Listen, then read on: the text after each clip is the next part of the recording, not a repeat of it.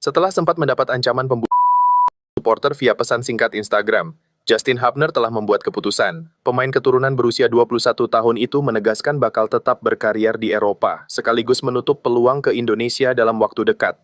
Hal itu disampaikan Justin Hubner langsung melalui media sosial Instagram pribadi miliknya. Saya akan kasih tahu nanti klub baru saya, sementara saya akan bertahan di Eropa, ungkap Hubner. Namun di balik keputusan ini, tersimpan cerita kelam yang menjadi sorotan luas. Hubner mengaku menerima ancaman dari oknum supporter Indonesia. Hal ini tampaknya menjadi salah satu faktor yang membuatnya enggan kembali ke tanah air. Alhamdulillah, Timnas Indonesia berhasil naik 5 posisi ke peringkat 118 di ranking FIFA terbaru, dengan tambahan nilai 11,63 hasil 1 kemenangan dan 1 kekalahan di pertandingan kualifikasi Piala Dunia bulan Juni lalu. Ranking 118 ini merupakan posisi terbaik untuk Indonesia dalam 19 tahun terakhir. Kita terus dorong Timnas Indonesia bisa masuk dalam 100 besar ranking FIFA, dan semakin dekat dengan peringkat Vietnam di 113 peringkat FIFA. Pelatih Timnas Indonesia U23 Gerald Van den Burg melancarkan kritik keras terhadap aturan 11 pemain asing di Super League. Kritik yang dilontarkan Van den Burg adalah khawatir pemain lokal Indonesia akan minim kesempatan bermain. Hal itu juga akan menyulitkan pekerjaannya dalam memilih pemain ke Timnas U23. Saya pikir ini sebuah lelucon, karena di Indonesia pemain membutuhkan menit bermain, khususnya pemain muda. Sebenarnya kalau boleh jujur, ini bukan keputusan saya karena kami membutuhkan pemain muda yang bagus. Di Indonesia ada banyak pemain muda berkualitas, jadi saya pikir klub harus memberikan mereka kesempatan untuk bisa berkembang, kata Van den Burg.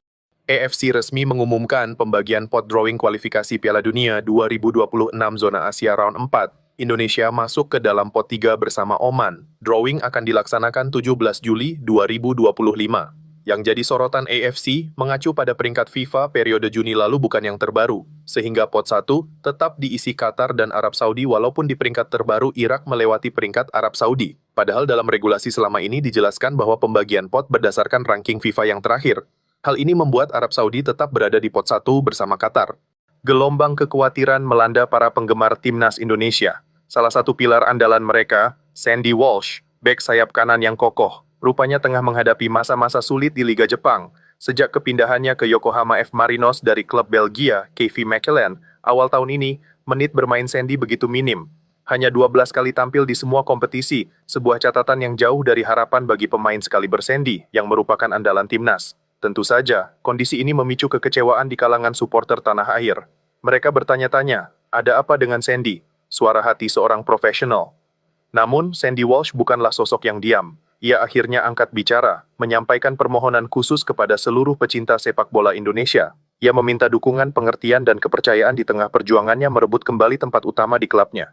Kabar buruk menimpa kedua pemain Timnas Indonesia, yaitu Ole Romeni dan Marcelino Ferdinand resmi dinyatakan cedera. Namun Marcelino Ferdinand dinyatakan cedera ringan dan akan sembuh secara cepat. Berbeda dengan penyerang andalan Timnas Indonesia Ole Romeni, Ole dinyatakan cedera cukup serius dan kemungkinan bisa sampai 4 minggu untuk proses sembuh. Penyelenggaraan Piala Presiden tahun ini benar-benar membuat semua tim yang mengikuti Piala Presiden bermain serius.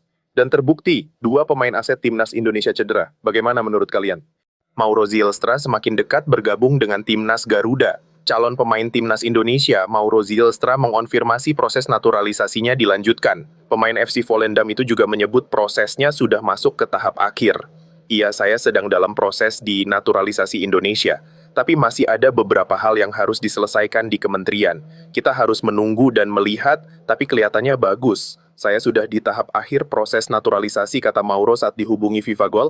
Semoga proses naturalisasinya cepat selesai dan tanpa ada hambatan. Sangat fantastis. Hadiah Piala Ciki atau Piala Presiden 2025 yang lebih tinggi dari Piala Liga Inggris. Di tengah riuh rendah panggung sepak bola dunia, sebuah fakta mengejutkan datang dari tanah air. Sang juara runner-up Piala Presiden 2025 akan membawa pulang hadiah sebesar 5,5 miliar. Dan untuk juara kedua akan mendapatkan 3 miliar, luar biasa. Bahkan peringkat 3 dengan hadiah 2 miliar, dan 1 miliar untuk peringkat keempat. Bagaimana menurut kalian? Breaking news, selesai pamitan dengan klub FC Dordrecht U21. Jens Raven resmi bergabung dengan Bali United untuk Indonesia Super League musim 2025 hingga 2026. Jens Raven berposisi sebagai penyerang muda diaspora Indonesia kelahiran Belanda. Pemain berusia 20 tahun ini punya kecepatan, insting mencetak gol, dan potensi besar untuk jadi andalan di lini depan Serdadu Tridatu. Hingga saat ini, terdapat 3 pemain diaspora yang sudah bergabung dengan Liga Indonesia, dan kabarnya akan ada 1 pemain lagi. Kira-kira siapa ya? Timnas Indonesia U23 telah merilis daftar pemain yang akan berlaga di ajang ASEAN U23 Championship yang akan dimainkan di Indonesia.